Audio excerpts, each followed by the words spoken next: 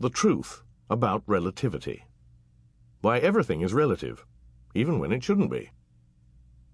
One day, while browsing the World Wide Web, obviously for work, not just wasting time, I stumbled on an ad on the website of a magazine, The Economist.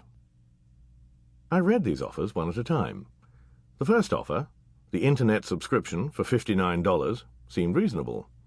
The second option, the $125 print subscription, seemed a bit expensive, but still reasonable.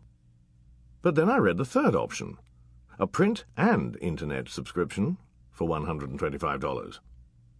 I read it twice before my eye ran back to the previous options. Who would want to buy the print option alone, I wondered, when both the internet and the print subscriptions were offered for the same price? Now, the print-only option may have been a typographical error, but I suspect that the clever people at The Economist's London offices, and they are clever and quite mischievous in a British sort of way, were actually manipulating me.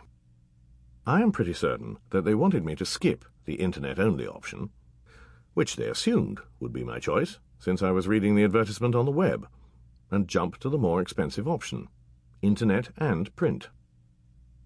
But how could they manipulate me?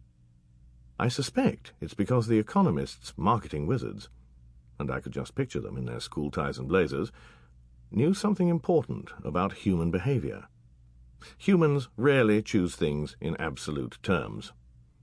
We don't have an internal value meter that tells us how much things are worth. Rather, we focus on the relative advantage of one thing over another, and estimate value accordingly. For instance, we don't know how much a 6-cylinder car is worth, but we assume it's more expensive than the 4-cylinder model. In the case of The Economist, I may not have known whether the internet-only subscription at $59 was a better deal than the print-only option at $125, but I certainly knew that the print and internet option for $125 was a better deal than the print-only option at $125. In fact, you could reasonably deduce that in the combination package, the internet subscription is free. "It's a bloody steal! Go for it, governor!"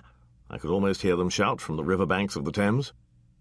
And I have to admit, if I had been inclined to subscribe, I probably would have taken the package deal myself.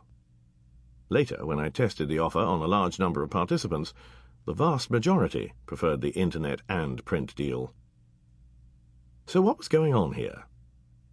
Let me start with a fundamental observation. Most people don't know what they want unless they see it in context. We don't know what kind of racing bike we want until we see a champ in the Tour de France ratcheting the gears on a particular model.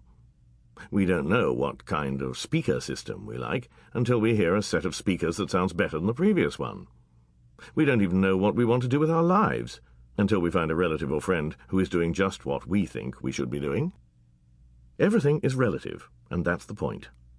Like an airplane pilot landing in the dark, we want runway lights on either side of us, guiding us to the place where we can touch down our wheels. In the case of The Economist, the decision between the internet-only and print-only options would take a bit of thinking. Thinking is difficult, and sometimes unpleasant. So The Economist's marketers offered us a no-brainer. Relative to the print-only option, the print and internet option looks clearly superior. The geniuses at The Economist aren't the only ones who understand the importance of relativity. Take Sam, the television salesman. He plays the same general type of trick on us when he decides which televisions to put together on display. A 36-inch Panasonic for $690, a 42-inch Toshiba for $850, a 50-inch Philips for $1,480. Which one would you choose?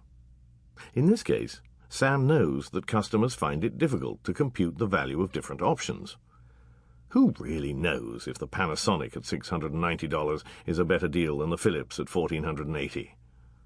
But Sam also knows that given 3 choices, most people will take the middle choice, as in landing your plane between the runway lights.